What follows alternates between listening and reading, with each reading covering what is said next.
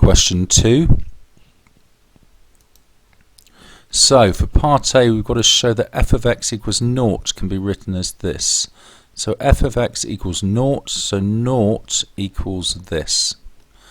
So have a bit of a look at what we're aiming for and take it from there. So we can see that if we were to expand this top bit, we get 12 minus 4x.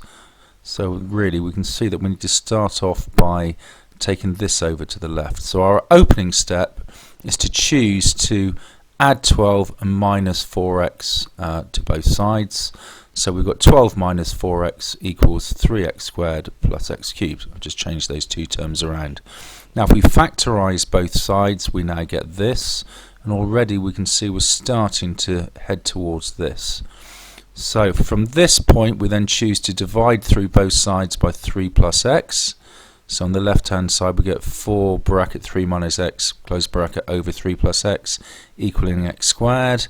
So we're very nearly there now. We now just choose to square root both sides and we get what we had to show.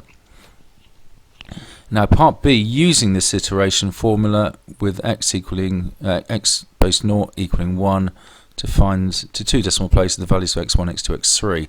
So we simply just start off for x1 by substituting in for well, what we know for x0. So x1 equals 4 lots of 3 minus 1 all over 3 plus 1 square rooted, which is root 2 rounding to 1.41.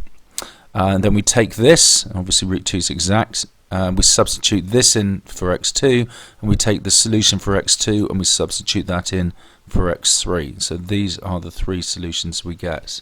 Now for part C, it says by choosing a suitable interval. So we really take the upper and lower bound of 1.272. So we take 1.2715 and 1.2725. They are the extremes which round to this to 3 decimal places. So we just substitute this into the function. So we're substituting this into our original function.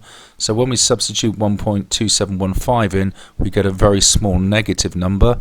When we substitute 1.2725 into this, we get a very small positive number.